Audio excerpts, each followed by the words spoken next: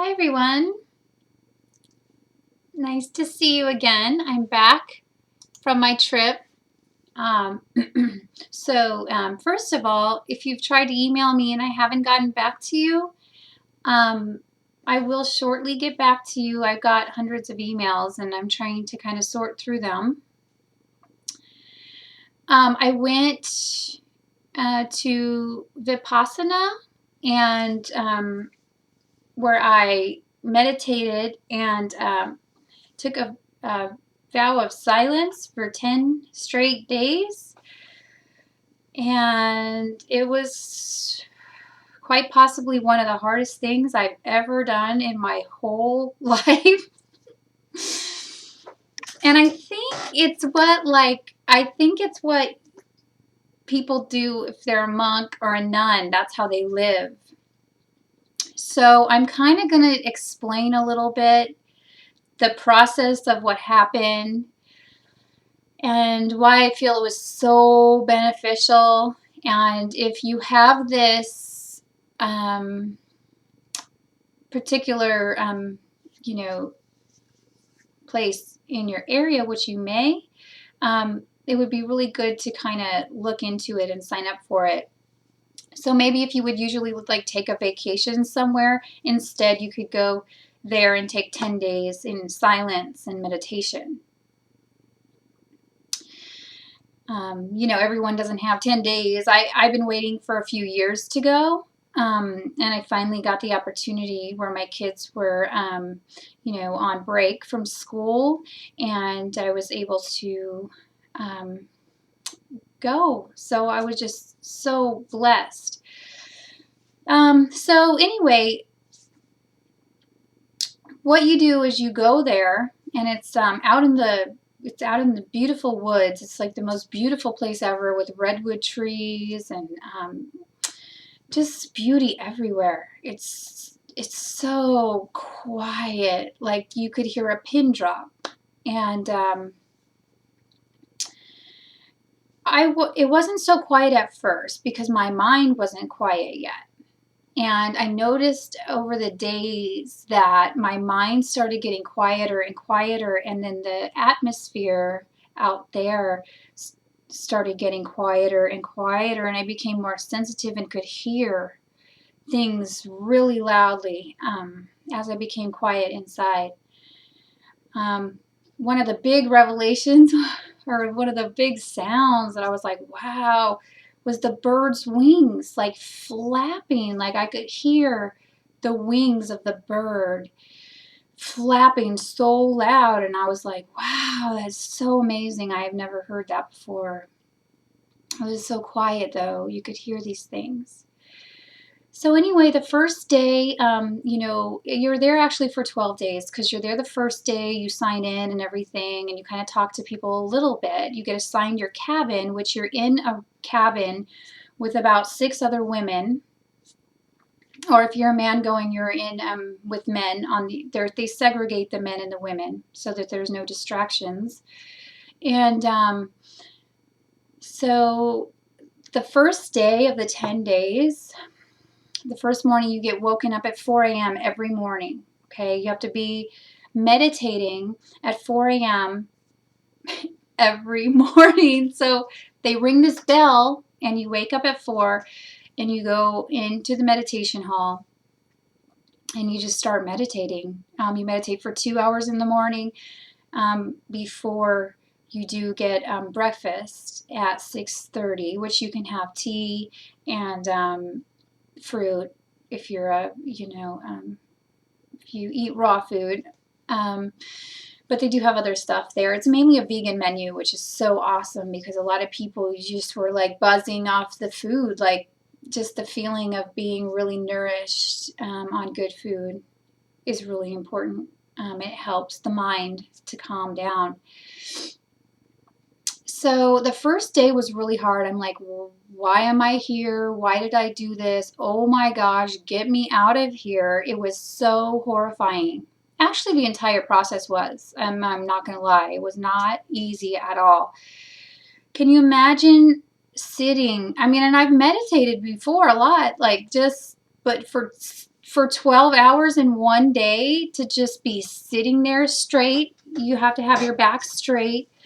Your hands, you can't move your hands. You can't move your legs. Just, I mean, and that's for part of the time. It's called strong determination. You're supposed to just sit there and not move anything.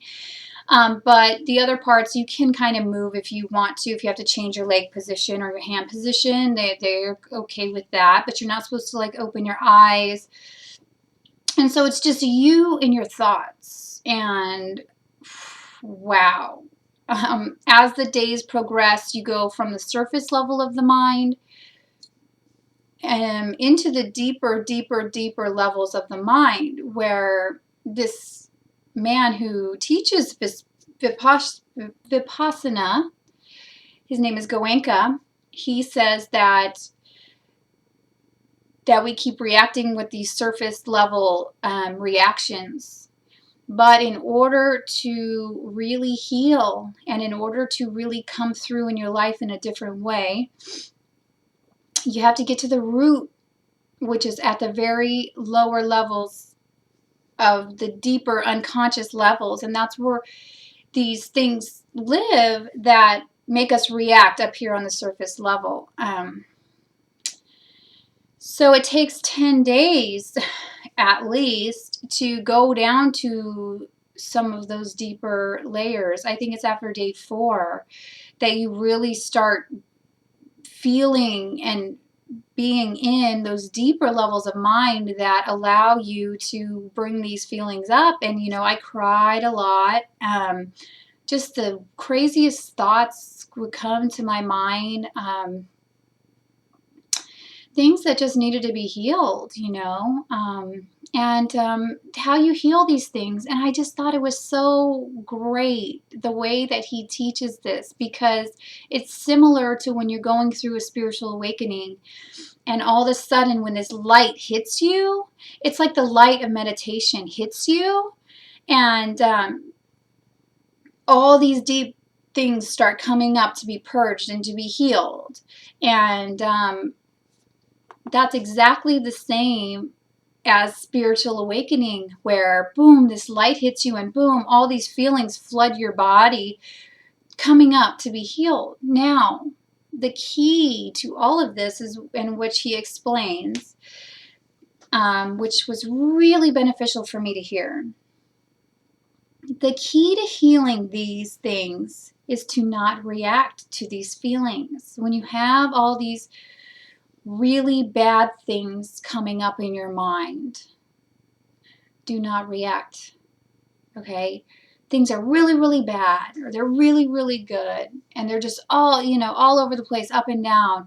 Just to come at just to look at everything in a very balanced way, in a way of, okay, wow, that's happening, this is happening, and that it's just all okay. Looking at it in, he calls it with the equanimous mind, with equanimity, and looking at it just like, okay, this too will pass, that too will pass. This really good thing is happening, but it's only short-lived, so why get so worked up about it? This really bad thing is happening, but it's only short-lived, so why get so worked up about it? So the thing that he teaches after the breathing, like you breathe the natural breath in and out through your nose, and you kind of really focus in on that area so that you can become really focused in your meditation and the sensations of your body. Because after that, he describes how to